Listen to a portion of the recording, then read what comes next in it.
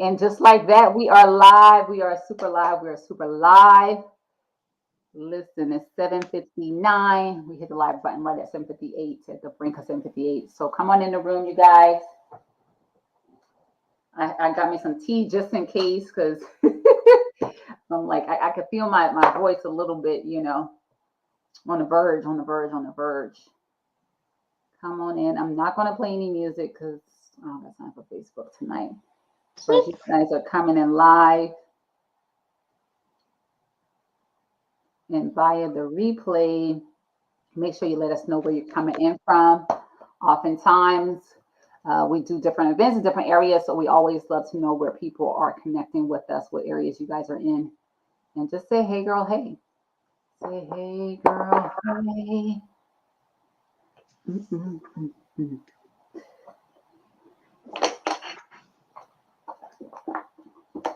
Come on in the room. Let me do a mic check. If you can hear me, press a 1. If you can hear me, press a 1.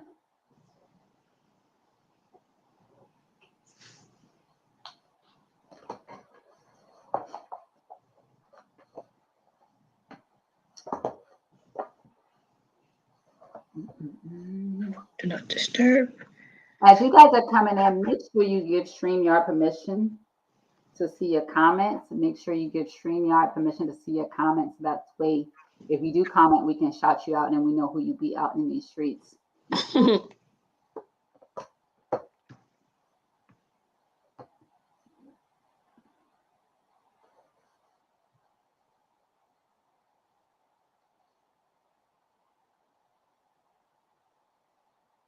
Hello, hello, hello.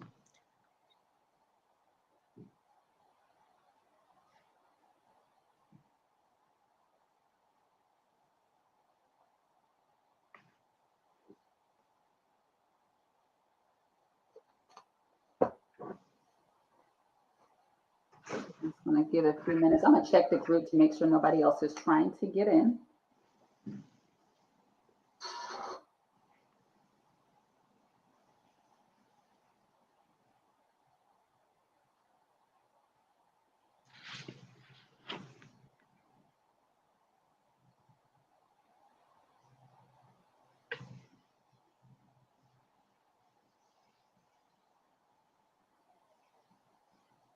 Come on in, come on in, come on in. We're going to get started probably in about a minute or so.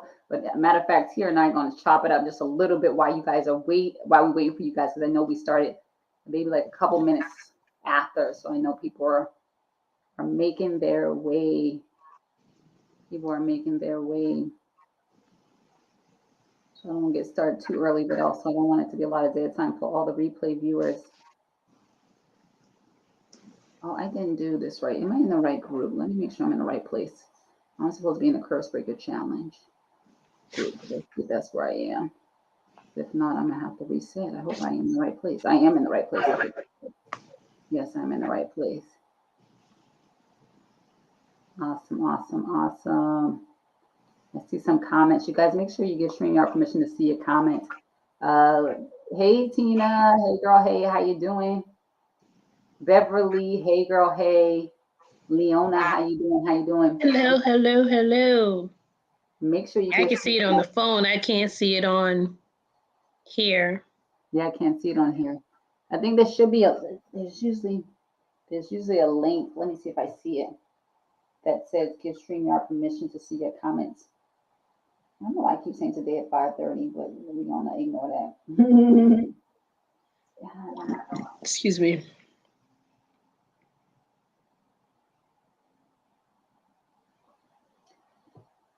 All right, I don't see it. Well, we may have to look at it sometime.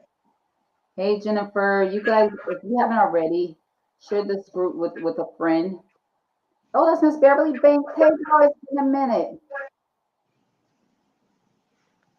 This conversation is about to be live, y'all. Live. Conversation, prayer, deliverance. Call it what you want. Okay? It's gonna be live. I'm like super excited. You guys don't even understand. I know my husband be like, what is my wife saying, talking about, and doing, because she be with the extra. As I was just looking over some things today. something I came across. I had to read it like 3 times, you guys. I'm like, my God in Zion. My God in Zion. Listen, listen, listen. You guys should already know part of being a curse breaker is about the mindset. Listen, listen, listen. If you guys don't get nothing else over the next 5 days, I need you to get that right there. Part of somebody declared that, somebody type that, somebody write that, please. Part of being a curse breaker is adopting and changing wrong mindsets, is renewing your mind, is adopting a new Yes. thinking, because everything begins and ends in your mind. It's your mind that's going to tell you, that leads you to interpret a situation, a circumstance, a certain type of way that leads to, a certain emotion that then leads to a certain type of action. And as we talked about yesterday, these certain actions, manifest in terms of your behavior, and then these behavior and manifest into habits, and these habits become your lifestyle. And so, listen, listen, listen. We're gonna Listen, Linda. okay. We're going to have some breakthroughs on the mind today, and shifts in perspectives, and bring some things to the table that I believe you're going to see things differently. And that's just the beginning. That's just the beginning. Well, without further ado, we'll officially get started. It's about 5 after. This is your girl, Joe Bullock. I am your curse breaker challenge partner. And I keep wanting to emphasize curse breaker, because a couple of times I accidentally type break the curse. I'm like, no, it's not break the curse, it's curse breaker.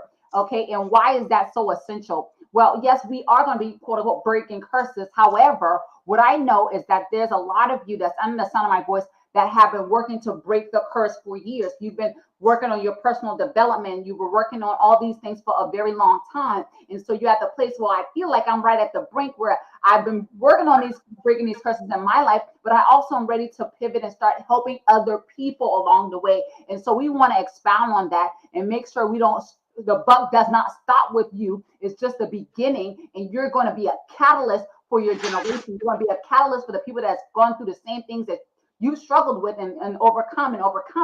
Then you can reach back and help somebody else. I now have an amazing guest with me on today. I'm going to do a quick introduction, and this is totally informal, but I know her very well and for a very long time. So let's see. I knew Tiara before she was born, right? And I guess I can't technically know her, but I knew of her before she was born. She is my niece. She's my first niece.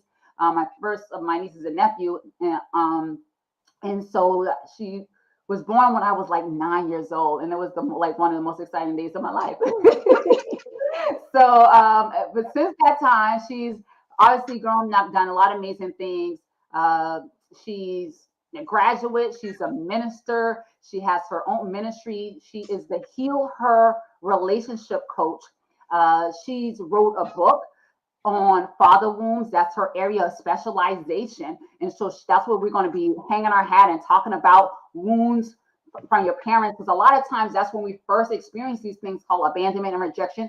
And some people may not have experienced abandonment from their parents, but then you may, like myself, experience it in relationships. And it can be very devastating. And if we are not in tune and understand how that impact our lives, we will miss it. And so Tiara is a specialist in this area. She's been studying and working on her own breakthrough journey and her own breaking the curse, being a curse breaker for herself for the last 5 years, and for her bloodline, and for her siblings, and for her generation. And so she's in charge. So Tiara, I don't know if I left anything else that you want to share. No, that's about it. I love what I do. I love that God has created me to do this specifically, and how I'm an expert in it by experience, but I also have some book knowledge. But it's one of the greatest things that I could have done for me. And because I knew how amazing it was for me, I was like, the world has to have this. They have to see this. They have to understand this, so that they can do their own healing in their own life. Absolutely. All right. Well, without further ado, I'm getting a little bit of feedback. If I keep doing that, I'll probably speak less. Let me know if you guys are hearing that feedback on your end. And I'm not seeing any comments. Why not? Let's see. Am I missing it? I'm not sure why we're not seeing the comments. Are you guys getting feedback? Not really. It doesn't sound like feedback. Okay, cool.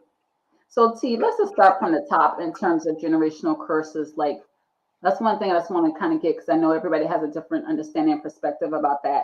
When you think of generational curses, kind of what comes to mind for you? Something that's passed down generationally. So it's not just with you; it's with your mom, and then your parents and their parents before that.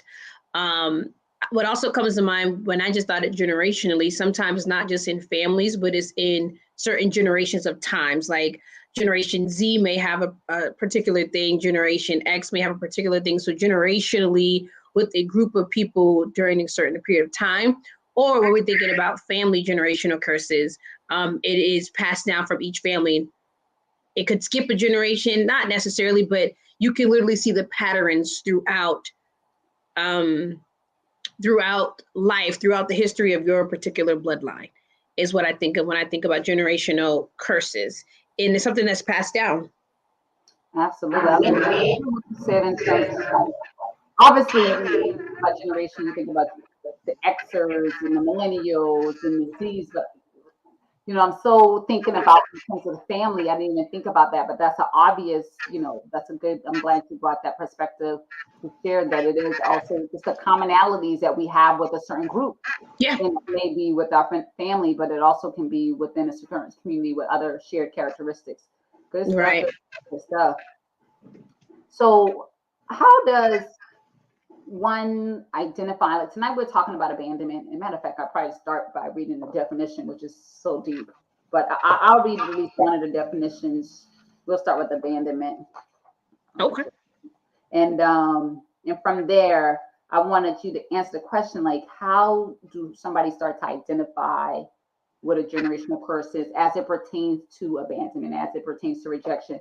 Okay, you guys, I hope you guys got your pen and paper. Let's get into it. So, abandonment is when a person withdraws their presence in support from another person or organization, reneges on their duty, responsibility, obligations, and betrays covenant or commitment. The enemy seduces people, particularly those who play a key role in the lives of another person or organization, development and progress, to renege on commitments, contracts, and to walk away from relationships and responsibilities. The act of abduction has the power to cause great emotional pain, financial hardship, spiritual misalignment, organizational chaos, and confusion in the abandonment. Abandonment can be physically, psychologically, and emotional, and can occur when one's job or career, a political or military post within the family relationship. Paul experienced ministerial abandonment, but God provided for him three individuals, Timothy, Mark, and Luke, to encourage and refresh him during his season of testing. Arising from abandonment, such as the inability to trust. How many of you guys can resonate with trust issues? Listen, I definitely can relate to that, right? Can relate to having trust issues, manipulation, shame, fear of rejection, loneliness, suspicion, addiction, codependencies, and a host of other maladaptive set of behaviors interfere with the victim's ability to foster healthy and loving relationships. And that was a whole mouthful. I know we're going to unpack a lot of that. And I'm sure a lot of those things you have on your hit list here, and you can kind of unpack a lot of that. But some of the things that really stood out to me was when talking about abandonment, somebody's reneging on their duty and responsibility. Yeah. So, I don't know if you want to expound on anything there or go into, how do people identify this in their life? I can, but when you said trust issues, I used to think that trust issues was only with other people. So I don't trust a person to be safe. I don't trust a person to be there for me. I don't trust a person to be there when I get back. I don't trust a person to be supportive. But I also experienced trust issues with myself because I had been abandoned. I didn't trust myself to make certain decisions because I had experienced certain generational things. Like my mom loved her dearly, but she was super overprotective. So when I went to make decisions for myself, I wasn't able to. So I had a lot of trust issues within myself, picking the wrong guys. Well, can I trust my gut? Can I trust my heart? Can I trust my mind? So internal trust issues is where I struggled a lot with too. We only think I don't trust him, or he's going to cheat, or whatever the case may be. Those external insecurities, the inner insecurities is an issue as well. And then how do you recognize it? Specifically asking questions. So I know one of the questions that we probably go and get into, but like, how did I recognize that it was generational and not just an abandonment issue for me? Was I realized, gosh, I don't like the way that I'm showing up. I don't know who I am. I recognize abandonment and rejection in relationships. In who I was dating is where the signs of abandonment and rejection happen. But most times we think that it happened in the relationship, whereas abandonment and rejection comes from a parental wound, something that my parents had done. They reneged on their duties. They reneged on their obligations. And because I was so wounded by that, it now, the manifestation of that wound or how I'm responding to that wound just happens to show up in my relationship. It's not necessarily that they are abandoning you and they may still be rejecting you, but that was not open in that space. It was open way before them.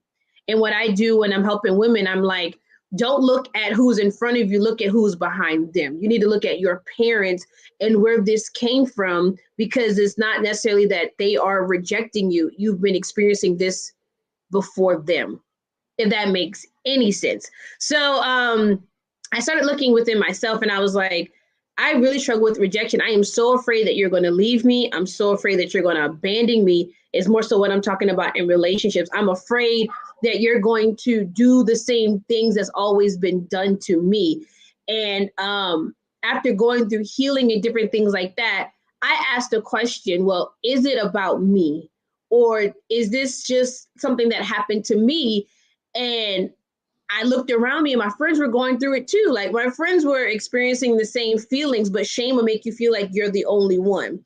And then I started asking questions like, well, I asked my dad, I was like, how did you grow up? My dad was 47 years old when he met his father for the first time. So that was a pattern. I didn't have my dad. My dad didn't have his dad. And then we realized how it kept going back.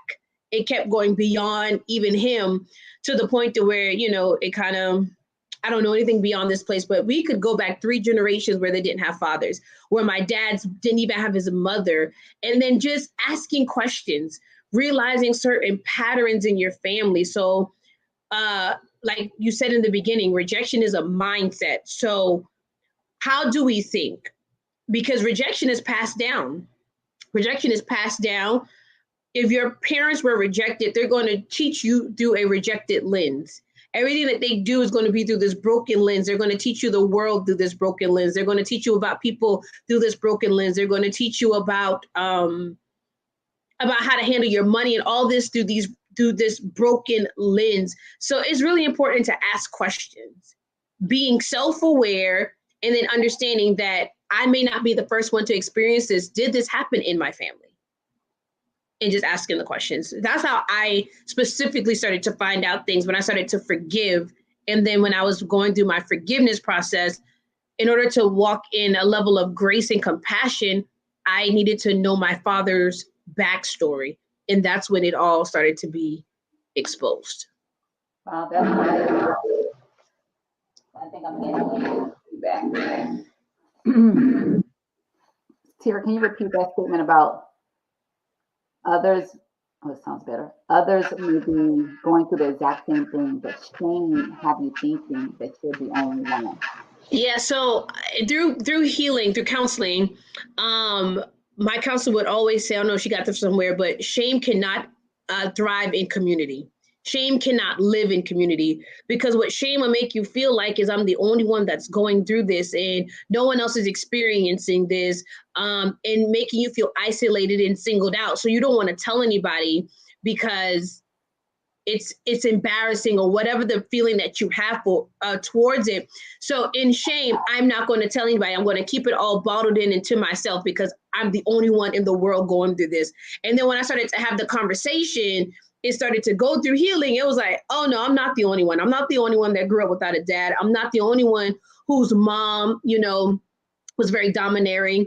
I'm not the only one who got rejected by his spouse. I'm not the only one. Like literally certain things that I was talking to people about, the exact same thing happened to them with a different person. It's still the same spirit behind it. It's still the same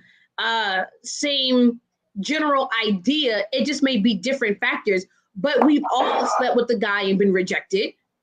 We've all, not all of us, but some of us didn't have our fathers, and then we have sucky relationships. So it's not just you. And when you realize that it's not just you, you'll begin to bring this thing to the forefront, because the spirit of rejection and abandonment, the generational curse of it, cannot exist when it's out in the,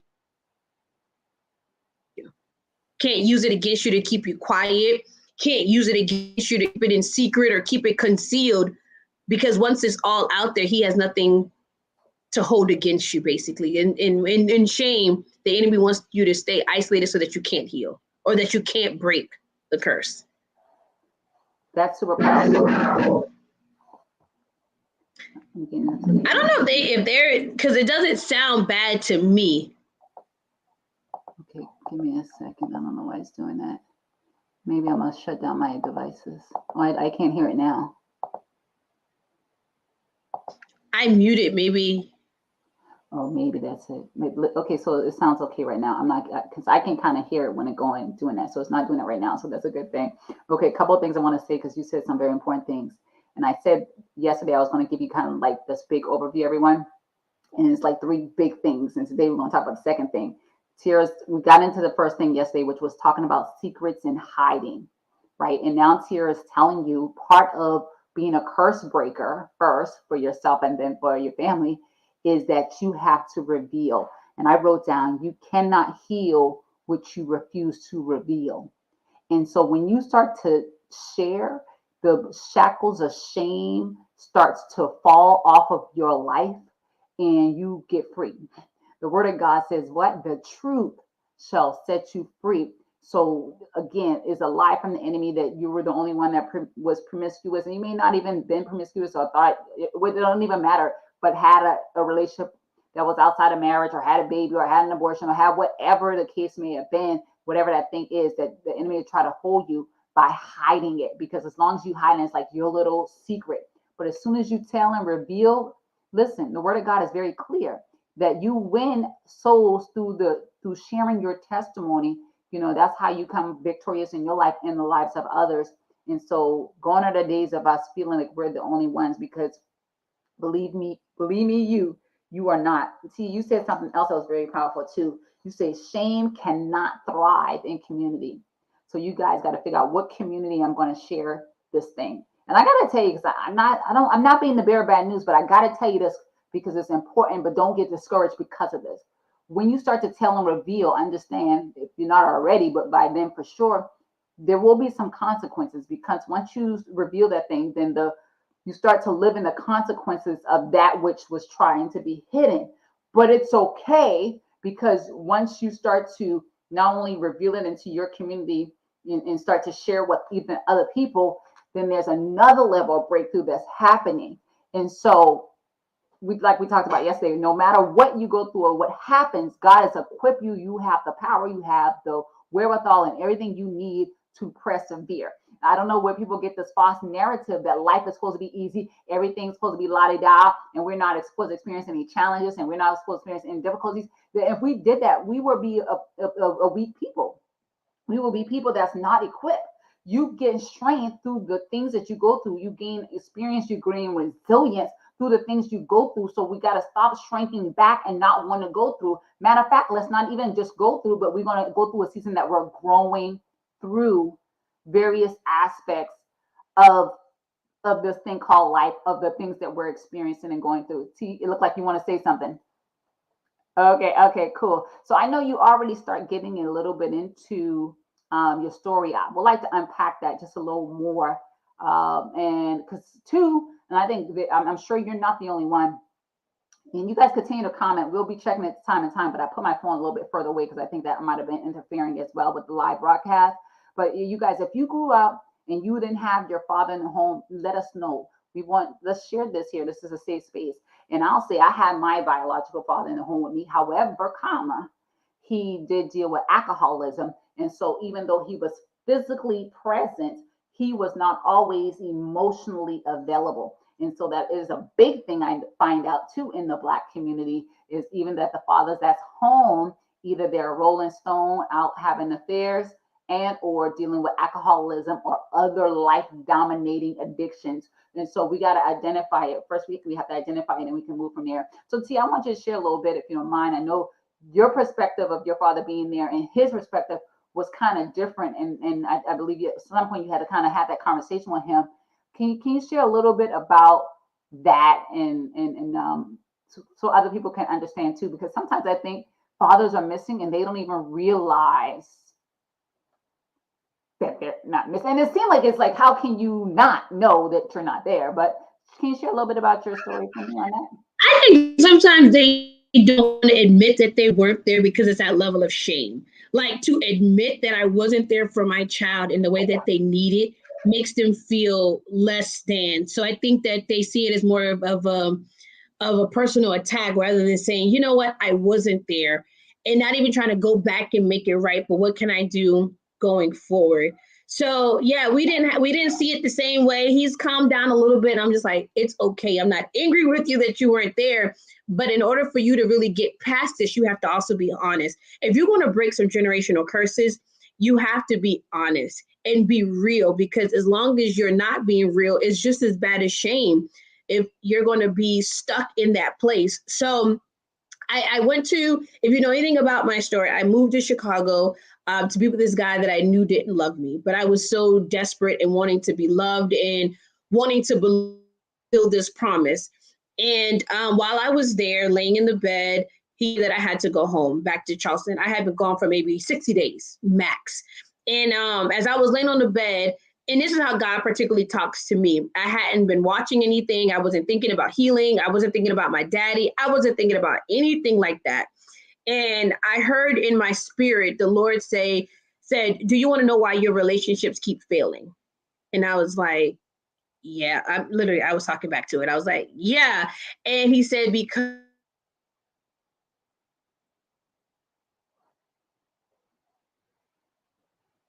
is it me? Say it again, please. Oh, my thing went out. He said, you're expecting every man to be your dad and every man to be your father. And he was like, you have daddy issues. And I was like, daddy issues? What is daddy issues? What does this have to do with? I'm trying to figure out how to make this relationship work. And you talking about my daddy? It literally did not make sense. And he said, go home. Everything's going to be okay. I went home and the Lord literally led me into writing a letter for my father. I wrote a letter for my father, and you may not do this, but I sent it to my dad. And I got a lot of things off my chest. I was very honest in the letter. When he got it, he called me immediately. Uh-oh. Is it your internet? Is it mine? It keeps going out. It's okay. So last thing we hear is when he got the letter, he called you. He called you. He called me immediately. I knew it was a long. I was like, there's no way you read it. And he was just like, I said, Dad, please read the letter, because you have to understand my perspective of where I'm coming from and why I don't want to talk to you, why I'm irritated every time you call. You need to understand. So he read it. He was just like, I never knew you felt like that. Because a lot of the times we're mad at people and they do not know. We got a whole beef with somebody and they're like, I thought that I was doing everything right. I mean, I know I did everything right, but I was there. And I was like, no, Dad, you weren't there. So after I went through that whole process and I literally forgave my dad, the moment I forgave my dad is when he opened up about him not having his father. And I was like, so you didn't know how to love me. And that's when the rejection started to really break off my life, because I understood in that moment, my dad didn't leave me because he didn't want to be in my life. He didn't know how to be a father. He only could love me to the place that he was loved. So just things like that. But I realized it by putting it out there, like, this hurt me. Why weren't you there? Instead of being angry that they weren't there and then bottling it up or suppressing it or pushing it down. Well, Dad, why weren't you there? What had happened was, And then we had a conversation that opened it up. Because when we have, like you said, yesterday, Trell did the whole, she did it on secrets and shame. Whenever you like have secrets in the family, the enemy can keep the family bound. What stays in his house, what happens in his house stays in his house. That's all unhealthy because we're not having the conversations that's needed for freedom. I can't get free if you won't tell me what's going on in the family. You can't get free if you're telling me, oh, I was there, like creating this facade to make it more digestible or more convenient for you to live with yourself. Maybe having these conversations will get somebody out of this place of this facade and fantasy so that we can get to freedom. Freedom is not in fantasy. Freedom is in truth. So I hope that answered the question, but that's how I had a conversation that needed to be had, because as long as in the Bible talks like about forgiveness, as long as I'm mad at my dad for not being in there and I don't want to talk to him and I don't want to talk to my mama and I don't want to talk to these people, I'm not having the conversations to bring me into freedom. Somebody need to type that. I'm still in bondage. You guys type that right there. Freedom is not in fantasy. It's in truth. That is so important. And what I want to say is that understand that if you're holding on unforgiveness, this, I'm not even making this up. I'm not even trying to be mean. I'm talking about biblical truths. Then God cannot hear your prayers. He will not. The word says that if you have aught with your brother, it's anybody on earth, it's not gender specific, it's not sibling exclusive, that you have to go reconcile that relationship first. Then come back and offer up your prayer, your praise, your dance, your offering to God. And I'm not telling you don't pray, but what I am saying is that if you know that someone has hurt you, you have to address it. Now, I have to go here for a moment because what I have learned is that every time someone approached their father or attempts to approach a father that was absent, or a parent, or anyone for that matter that you felt abandoned and or rejected by, and we'll get to the definition of rejection in a minute, is that they don't always are open to it. I believe it was Angie Martinez, and she's a radio talk show host, and she talked about how she thought her father was dead her whole life, and she went out to reach out to him. Our investigator found him. He had a wife and family and attending church, doing all the things. And they reached out and say, hey, you got this daughter. And he refused to acknowledge, he refused to even engage and talk with her. Now, maybe my judgmental self, I'm like, okay, how does wife letting this go down? I don't care what it is, but that's my human judgment, excuse me, right? But at the end of the day, he may, what I know for sure, hear me and hear me well. There is not a whole individual that's walking this earth who will renege on their responsibility to provide for their child, regardless of the age or opportunity. There's not a whole and heal individual. Somebody that is doing that is in a survivor mode, trying to keep and secure love for themselves. And it's always like, just like, on the whole plane thing. When you're on a plane, they tell you to secure your mask first. And once you do that, you can secure others. Well, if anybody on this earth that is not taking care of their child or acknowledging that they have a child on this earth, that is revealing that they have some serious brokenness and unhealed places and spaces within them. And they don't have the capacity to love because they're even if it's not real, in their mind, they're gasping for air and they barely have enough oxygen to breathe it. And if they're feeling like that, that's telling us that something is off. And so we gotta extend grace in those moments. So I don't know if you have it. So do you still have that quote from Rejection? Do you mind reading that if you have it available? I do have it. Go back to my email. You said on rejection. Mm-hmm. Rejection. The whole thing, or just which part? Yeah, let's go ahead. Oh, I didn't see the second part, but just the whole part you got. I don't know if you got the second page, but it's okay. Okay. When God created mankind, he created both male and female in his image. I believe that one of the things that makes man like God is the inherent desire to be recognized, valued, accepted, and appreciated. Rejection undermines that natural God given characteristic that predisposes each one of us with the desire to be loved, cherished, and appreciated, not for what we do, have, or attain, but for just being an individual who has been fearfully and wonderfully made. Rejection is one of the ways the enemy undermines self worth, self esteem, self image, purpose, and potential. Rejection comes in two basic forms: covert and overt. Covert can be characterized by someone saying they love and support you but never showing it. Overt is more obvious. It compromises, I can't see your fingers in a way, comprises of verbal, physical, or social ostracizing, isolation, discrimination, and segregation. That was a lot of impact. Fully packed there. I'm not going to speak too much because I still feel like I'm getting a lot of feedback, and I'm just now starting to see people comment. But one thing you said there was one thing that God has in common with us is to be recognized. How many of us want to be recognized? Want to be valued? I do. Seen. Come on, heard, So you go seeking for attention. accepted, appreciated. Hmm. And it says when you experience rejection, I want to talk about my story really quickly about rejection. It undermines your self worth, your self esteem, your self image, your purpose and potential. I'm going to tell you my story in a minute. Let me say this though. Earlier, Tier mentioned that she always thought that trust was a matter of an external issue with other people. She says I'm powerful. Listen, this is powerful, you guys. Listen up and hear me well. But she says she realized, and I can relate, that the trust just wasn't with a lack of trust in other people, but it was a lack of trust in self.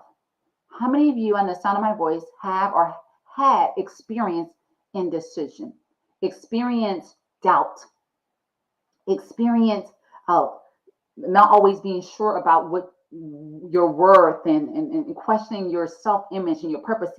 We're so confused that we think that our self-image is about how we look. Baby girl, that's not it. I'm gonna tell you, I know two very powerful, amazing women right now. And when I first met them, with all due respect, I didn't think they were a dime piece.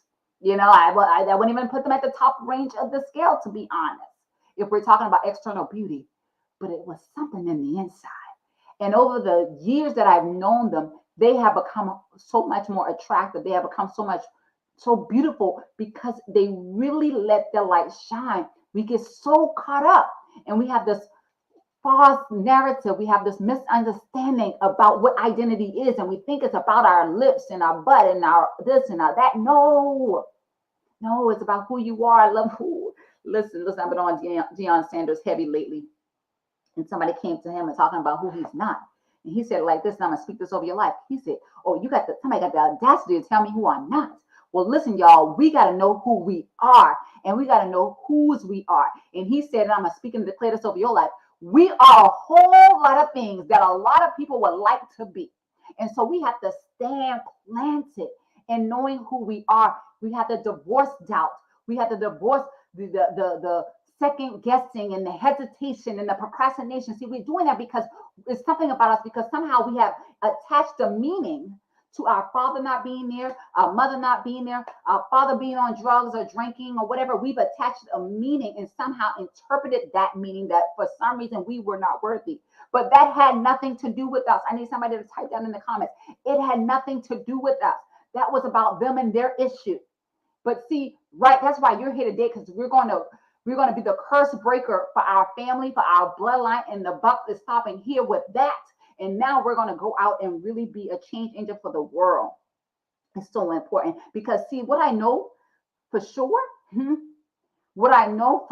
is that trust is tied to belief, and it's belief in yourself.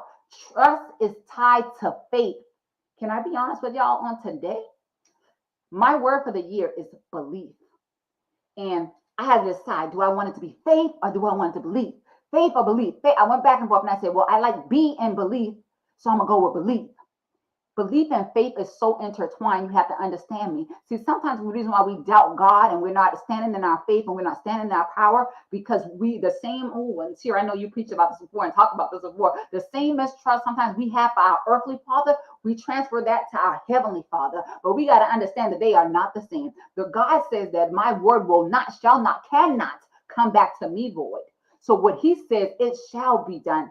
And we have to stand and believe on that thing like never before. Like never before.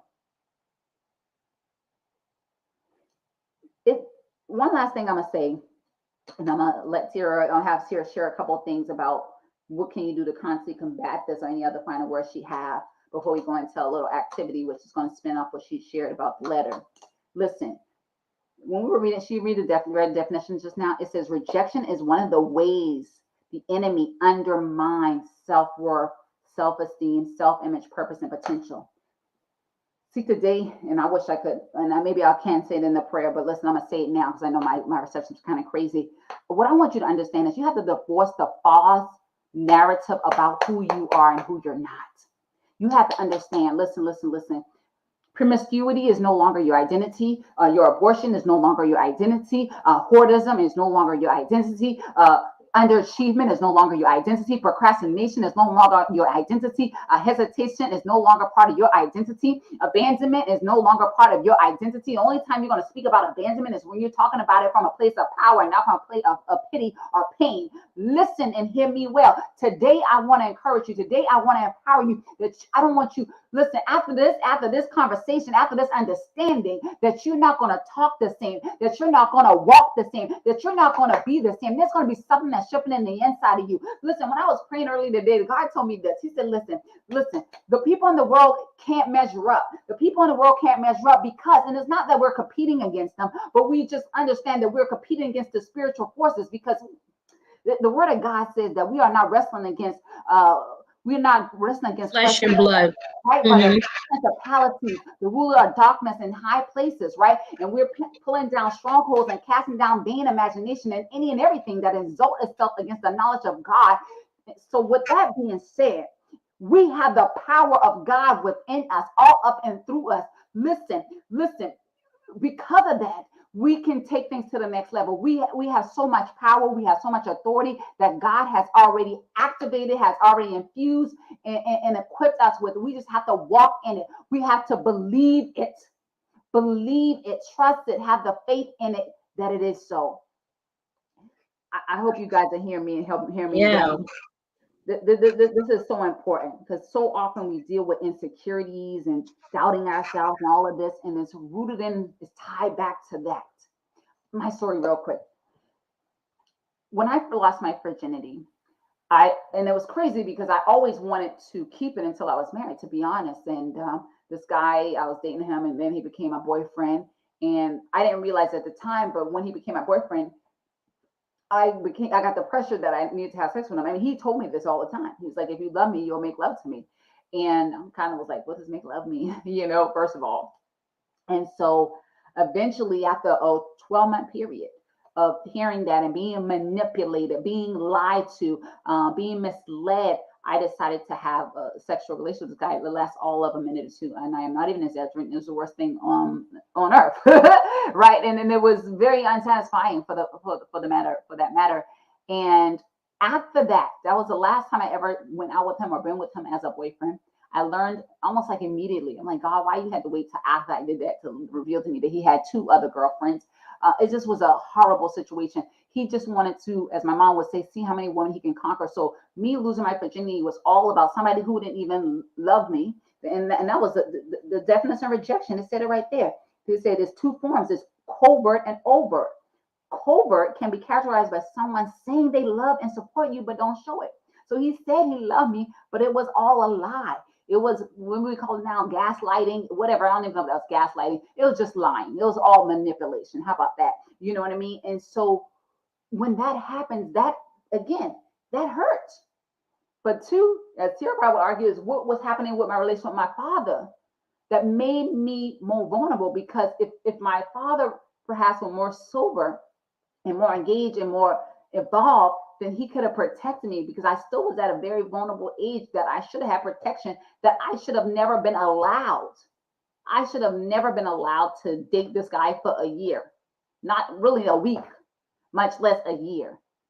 And so when those things happen, we have to understand how to impact us, because in that moment I felt like, oh, well, why I'm not good enough, why he's dating these other girls, and it made it all about me, and the hurt and the pain and just feeling, not good enough is really Right. Instead of just like asking the question. So like usually when I'm talking to people, I say things like, well, we're not going to think about what they did to you. My issue is why did you let that happen? Why did you like that? Why were you attracted to that? And that also will expose any rejection or abandonment in your life. Like if you went after that because you had low self-esteem, that's going to show up. Well, I'm going to sleep with him because I want to secure him. I don't feel safe enough for him to go talk to other women. So what is it in you that makes you like this type of person or makes you fall for that type of thing? Like if I had those questions before and I'm like, oh, he's saying these things, but like, why am I why am I getting butterflies? Because it's like, why do I want him even more? Why am I pursuing even harder? You know what I'm saying? Rather than, oh yeah, he dumped me or he had other girlfriends. Why did you like him? You know what I'm saying? That's what I had to like, when I look back on my relationship, I was like, oh, it was me all along. It was me. And then you think about it, the fact that he made me think I had to prove myself for love. Yeah. Red flag, stop sign, all of that. Yeah. When that starts to become part of the conversation, I should have said, no, no, no. I know who I am. I don't have to prove anything to anyone. Yeah. Take face value or leave it right where it's at. But when you used to be rejected, or if that's like your identity in that moment, of course I have to do this. We literally believe if I don't do this, I'm going to lose it. And that's basically, I'm afraid of losing it. And there's a quote that I said one day, I was just talking, and most of the times as women, we rather be in misery with you than rejected by you. That's good. Don't leave me. I'd rather be here miserable with you, but don't leave. Because we're used to being left. Like so you talk about generational curses. I realized, and in healing, every man in my life has left me. My granddad died. My dad wasn't present. My pastor was arrested. Boyfriends left. My mom got divorced. It was just a thing. So in my mind, and it's not in your conscious mind, it's in your subconscious mind that you live from. All men leave. So before you even think about leaving me, I already have in my mind that you will. So I'm already trying to stop you at the door. So then you end up leaving me anyways, because I'm a smother mother. I'm a bugaboo.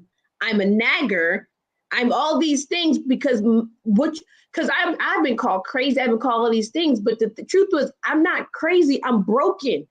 I'm not crazy. I'm rejected. I'm used to being rejected.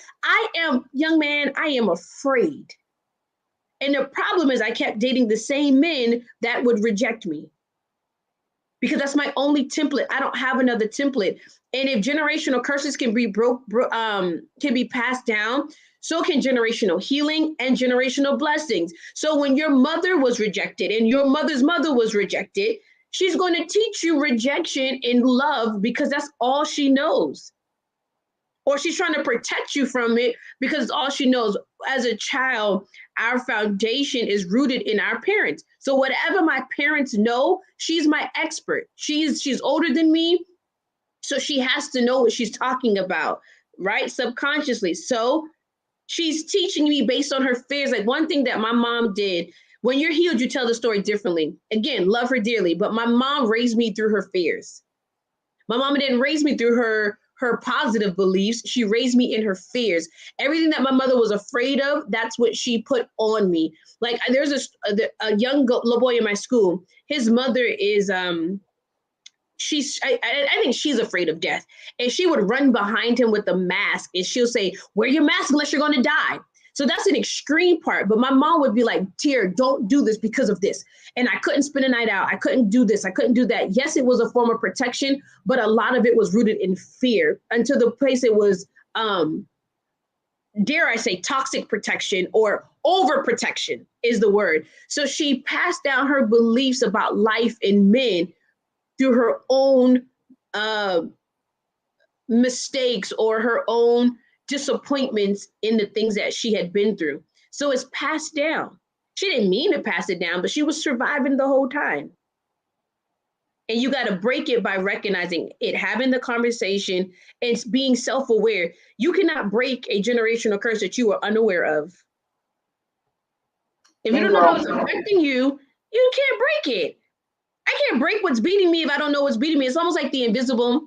Have you ever seen like the Invisible movie or the Invisible Man? He is whooping your tail, but you fighting like you swinging at something invisible. And that's what we do with the spiritual realm. That's why you have to go to God. First of all, you need to have the conversation with normal people, like people you can touch.